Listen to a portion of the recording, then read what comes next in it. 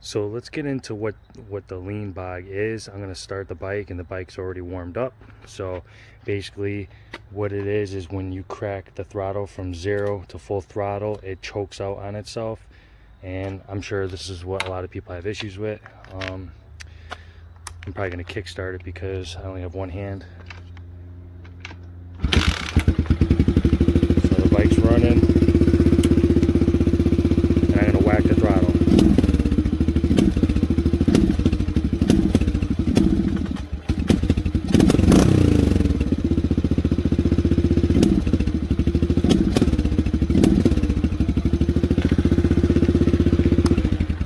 So that's what your lean bog is, and of course, what kind of wheelies can you do with your bike doing that? You need the torque you need right off the rip, right off the bottom to get the front end off the ground. So let's take this bike in the garage and see what we can do. Now don't mind the messy garage, we won't pay attention to that. So the very first thing you're going to want to do is make sure you shut the fuel off on your fuel tank, because when we do this next step, it defeats the purpose if you have fuel running through the petcock. So you're going to shut your fuel off, and on the left side of the carburetor you got the screw.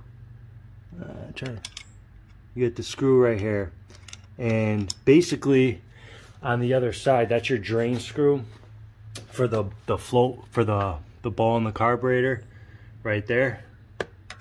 And if you don't drain that before you take it off, you're gonna have a mess. Believe me, I've already tried to cheat the system, and this bowl is big and it's filled up to the tippity top, so you will have a mess.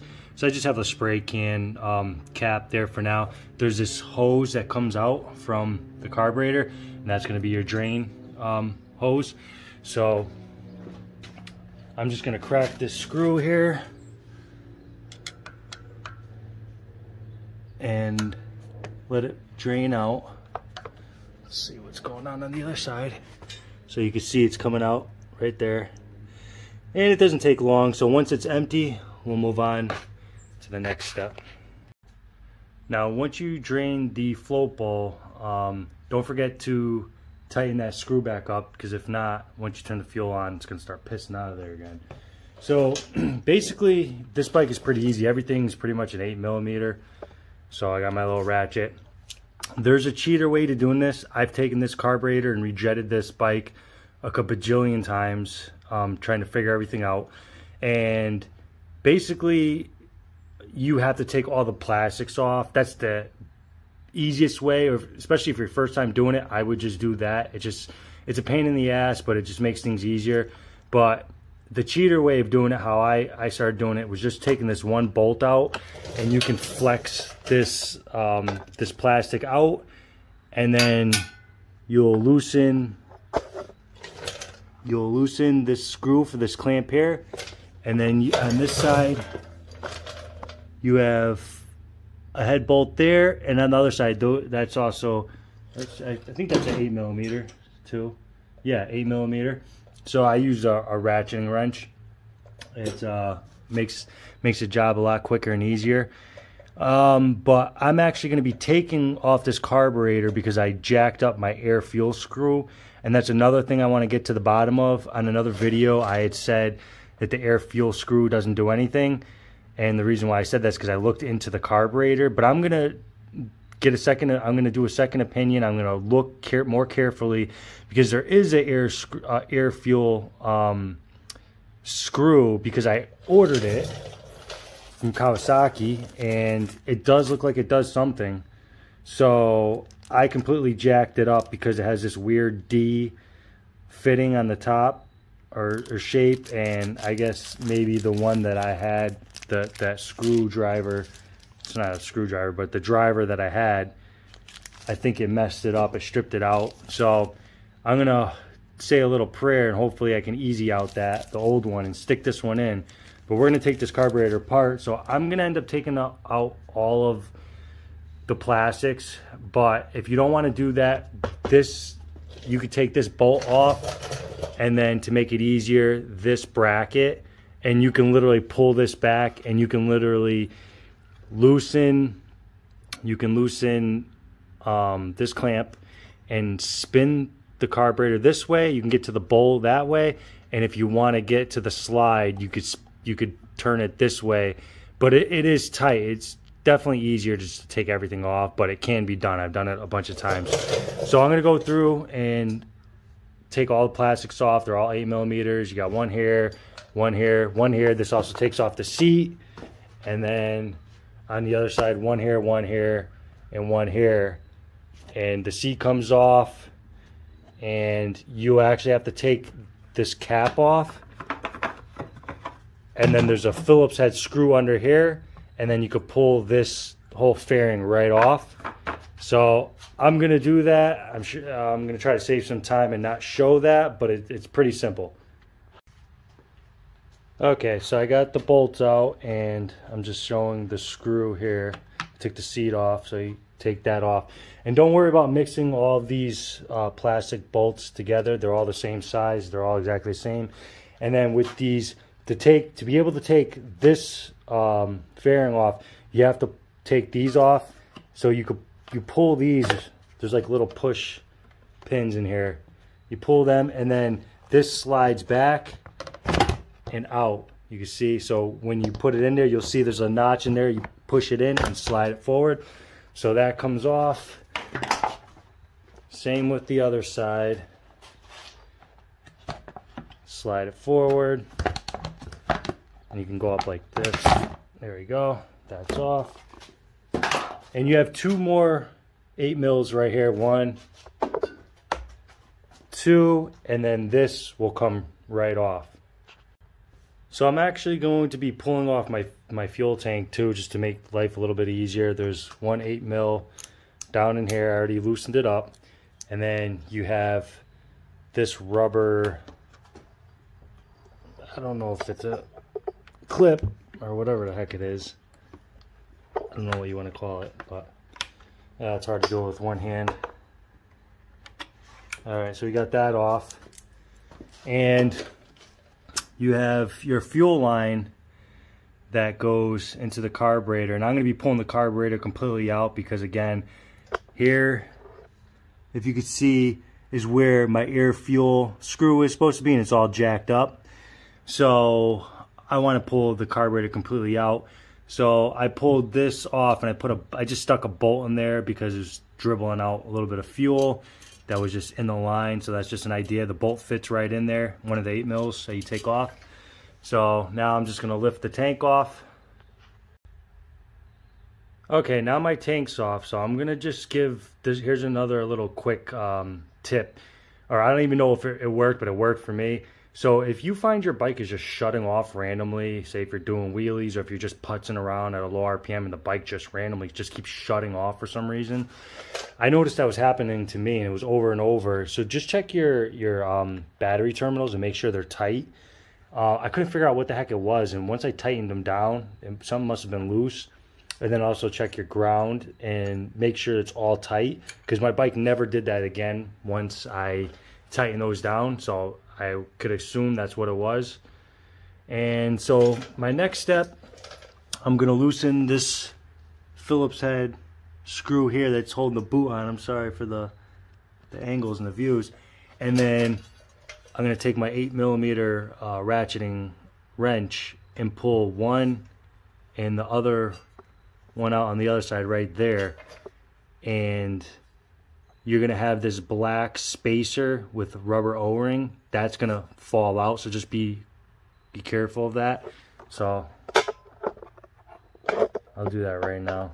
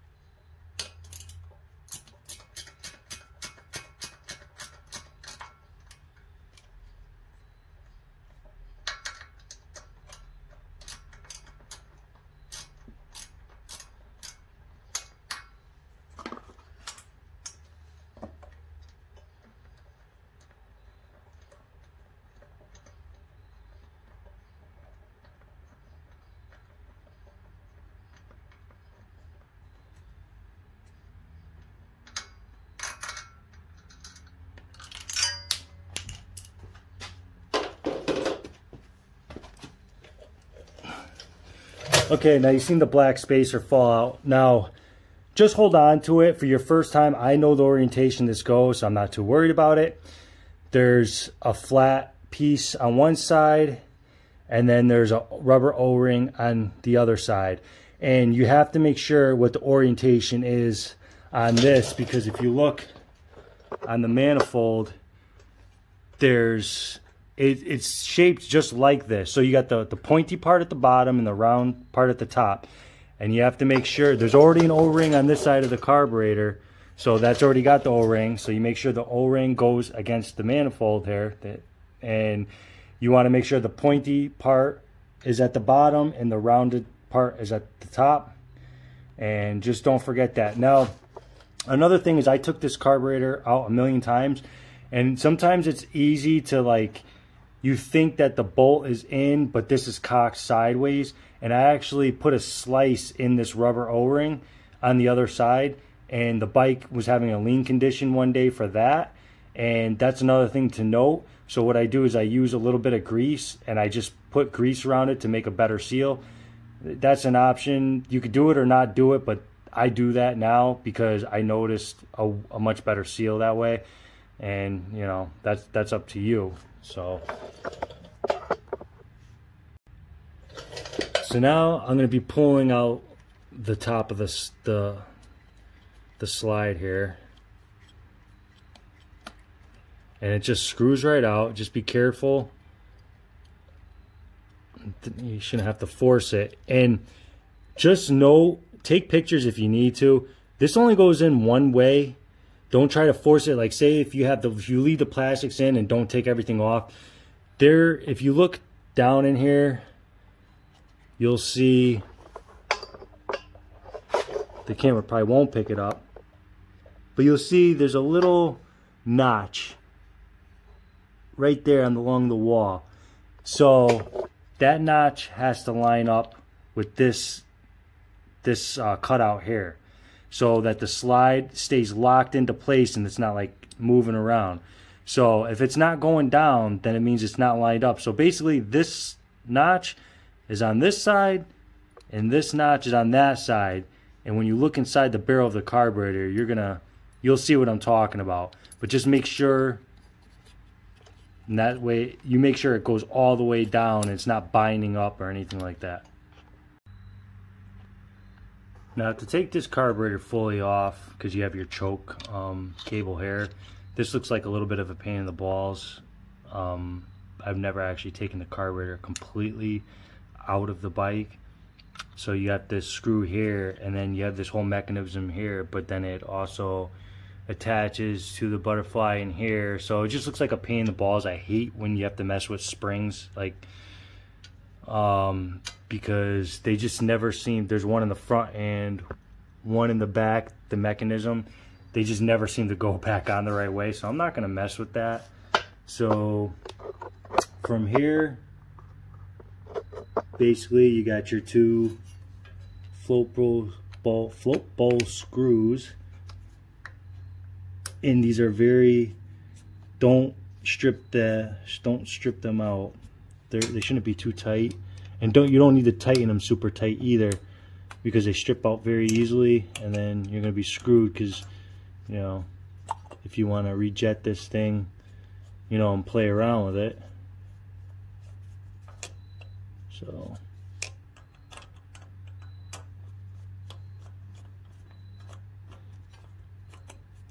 you know, and it's self-explanatory how this bowl has a specific orientation, but, you know, you'll see it when you go to put it back on. The gasket will line up. So you got your two screws, pull those off to the side, you pull this down carefully, and you could see it's a pretty big bowl, and I'll pull that out. Now, here's your two jets. The lower one that's sitting lower, sorry it's not focusing, is the pilot, and then the one that's sticking out more is your main. So you got your pilot and you got your main. So you just take a flat-headed screwdriver if you want to pull these out. So what I noticed the bike ran the best without messing with the air screw is a 42 Pilot and a 85 main, if you don't want to mess with anything else. So I've rejetted this bike every which way.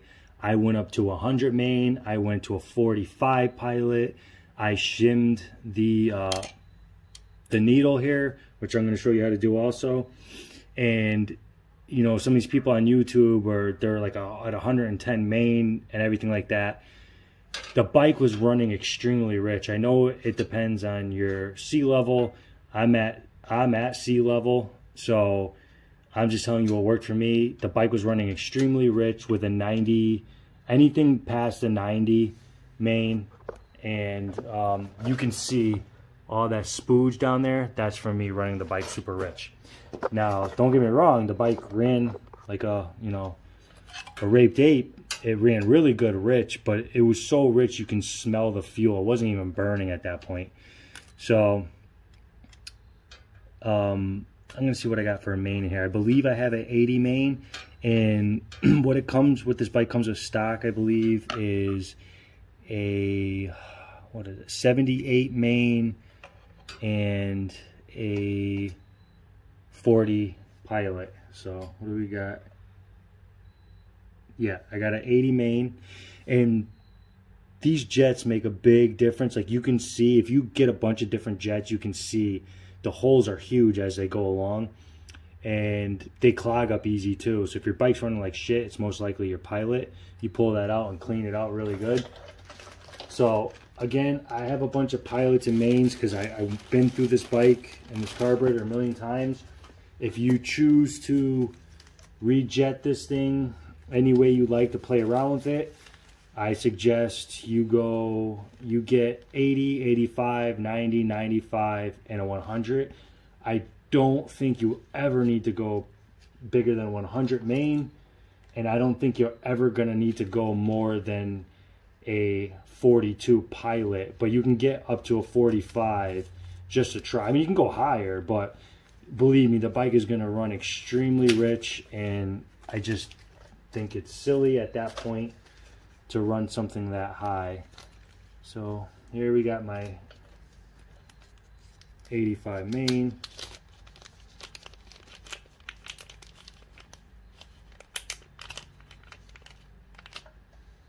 Oh, where's my screwdriver? And I'm going to stick this in.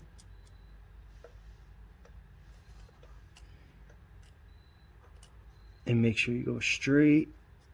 Now, these are brass, so they just need to be a little snug. They're not going to fall out or anything. Now, I have the stock Pilot in here. Let me just make sure what this, I believe it's a 78. It's either 78 or 79. No, I'm sorry, it's a 40. I'm sorry. The 79 or 78 is the stock. Yeah. So I have a 40 Pilot. And I'm going to leave that in for now, only because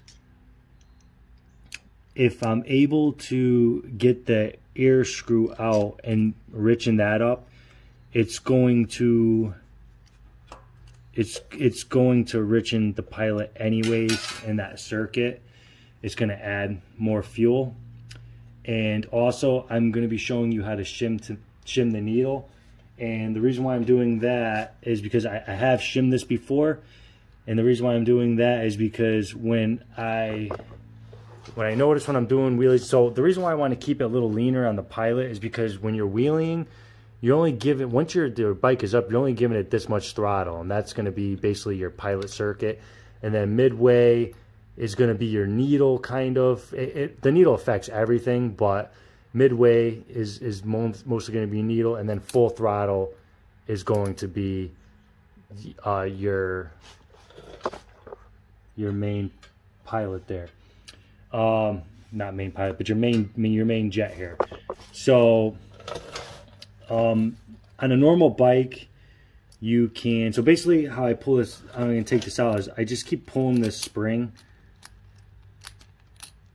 and then you're going to see on this side, you just slide this this out like that, you see this little ball at the end. And when you go to put it back on, you're going to do the same thing. You're going to stick it there at the bottom and then push it in. So be careful with the spring that it doesn't go haywire and shoot off on you. So I want to take a look at inside here. I don't know if, sorry if you can't see. Yeah, it's going to be tough to see. So you can see right in there, there's a little clip. It's very hard to see. I know the lighting's not right. So there's a little clip. It's like a little V clip. And the opening, it's a V clip. It looks like this. And the opening, make sure, even if you have to take a picture on your phone, the opening is going to be where the slide is right here. So make sure that V clip goes in the same way, because you have to take that out to get the needle out. But you could just push on it and it'll come up. There you go. Well, now you can see it. Well, hopefully. So you just push the needle up and you'll see that V clip, and make sure it doesn't go flying out. So cover it when you pull it out, and make sure this is that V clip I was telling you about, and make sure when it goes back in, it goes the right orientation where that full slot is. It has to go back down.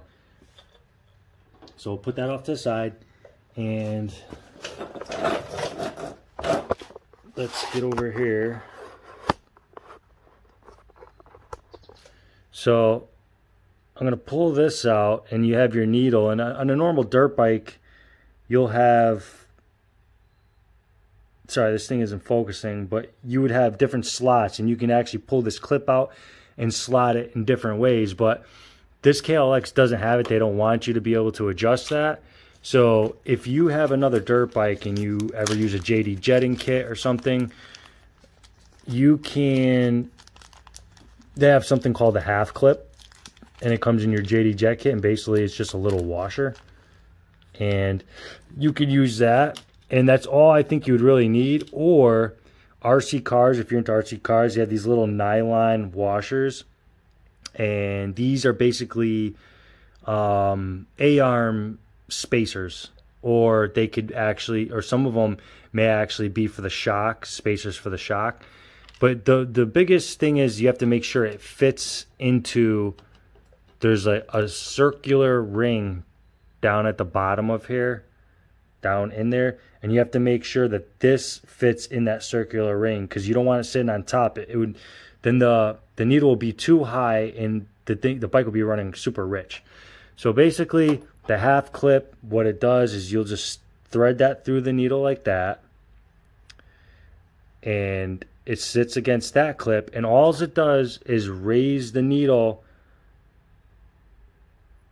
slightly. So you slide that down. So now all it did was it raised the needle slightly, so it's gonna be a little richer. So it pulled the needle up a little bit, and it's gonna run a little richer. It affects all, between the main and the pilot, it affects it all. But if you have like a flat spot, like a mid throttle, this will definitely help that out. That's what I noticed in my experience anyways. So now again, you want to put this V clip in the right orientation. You have to slide it all the way down. You may need a pair of thin pliers or even a screwdriver. And if it goes down and it's not facing exactly how it needs to be facing, you can take a flat-headed screwdriver and just kind of orientate it down there. That's what I do. So just make sure it's facing the right way. Okay, so I have it in there, and like I said, it's very important to have the V facing this slot, because now you have to try to thread this spring with the cable back in here, and this is a pain in the balls, but I've done this so many times.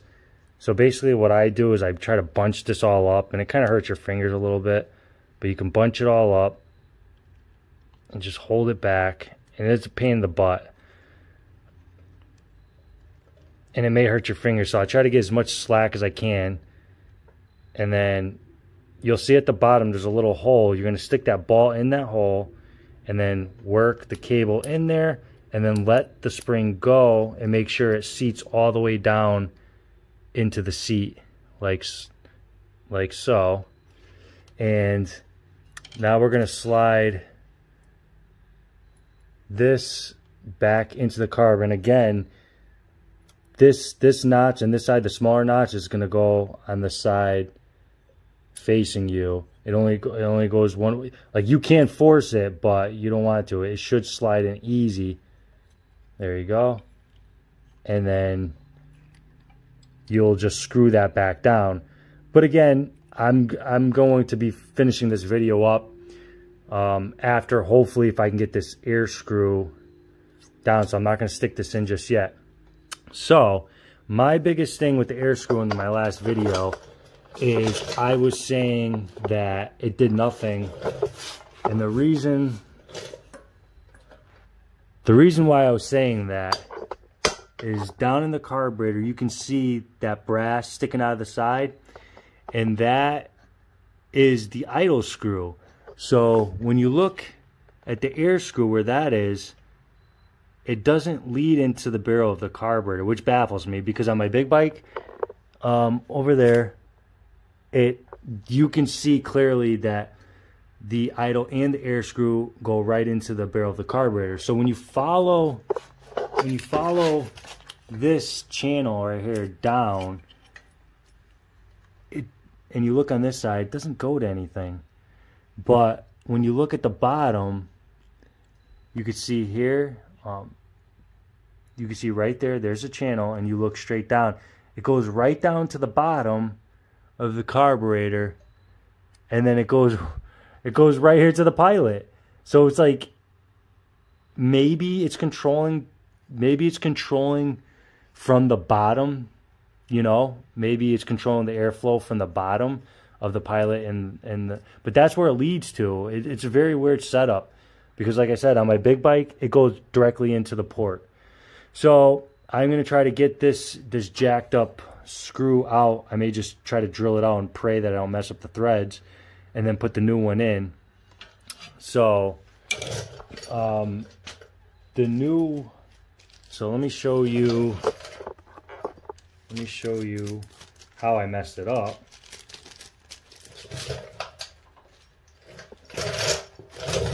So this is, you could see there's like a small D shape. Sorry, the camera's over here. You can see there's a small D shape, and I know it's not, it looks circle, but it's not. There's a small D shape, and that's what is on the top of this. And yeah, it's not going to focus. My phone's jacked up. But you're going to see on the newer KLXs, I don't know on the old ones, there's going to be a brass cover here. You're going to be like, oh, there's nothing here. So what you're going to do is take a small drill.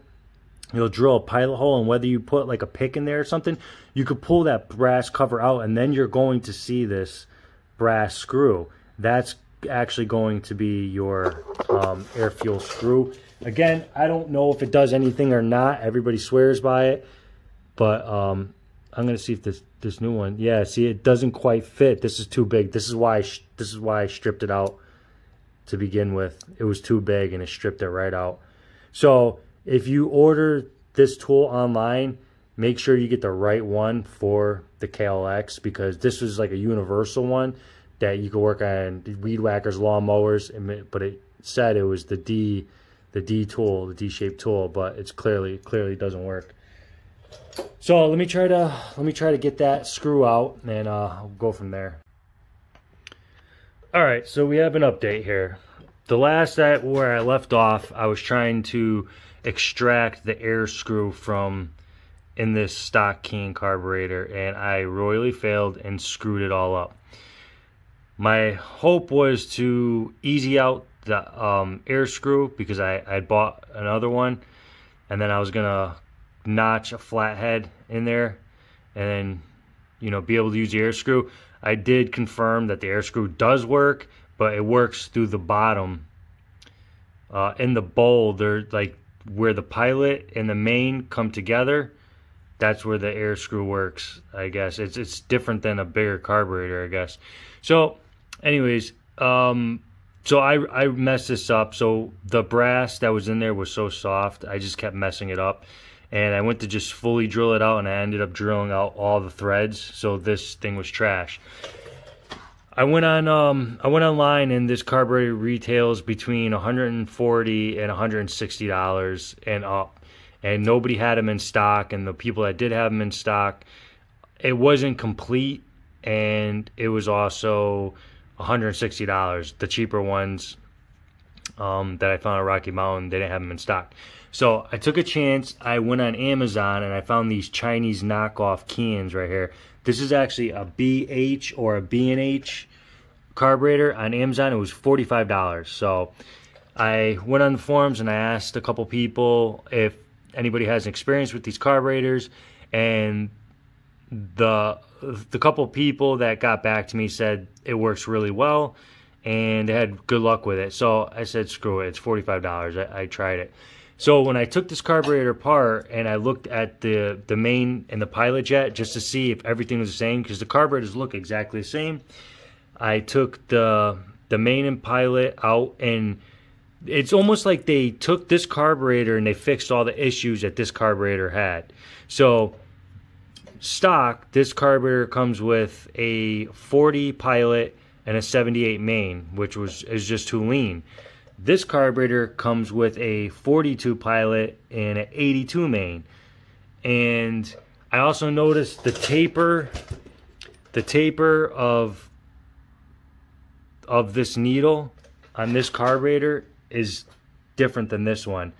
The tapers, it tapers much more, and it's sharper and it's more gradual on this one, so it's probably a lot more reliable in here. So what I'm thinking is they just took all the flaws from the stock can, made a cheaper carburetor. The only difference is I feel like the casting on this is just cheaper made, but everything works. The choke works, everything looks the same. Also, just be careful if you're screwing in and out the I noticed like the pilot jet, it seemed a little wonky screwing that in and out. It's almost like you can over tighten it. It was weird. It's like it wanted to keep on going, keep on threading, but I felt like it was getting too tight, so I just stopped. But one other thing I noticed is the coating on the stock can seems a lot more, I want to say slippery, just like a lot less friction. There's a coating on here that there's not one on this one, but you can literally just swap everything over, which I may do. Because this has a better coating on it. It just seems like it's way smoother. So I'm gonna end up swapping this piston because everything's pretty much the same. I'll just pull the needle out and just swap that over. But I just want to start. I just started this up. Everything. All I had to do was, the idle was turned down so the bike wouldn't stay running by itself. I turned the idle up and I just leaned out the air screw a little bit. So I'm gonna start this, and hold on, I gotta kick it, so I gotta give it a little gasoline time. So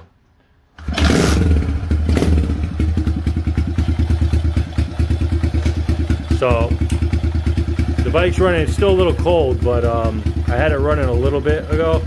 So I'm gonna give it some gas.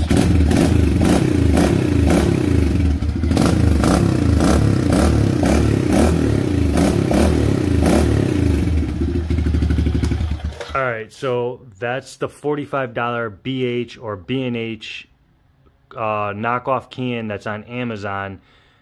Me personally, I'm not saying that this carburetor is going to add any power or anything, but at least you have control over the air fuel screw, and it already comes with the better needle and the better jets.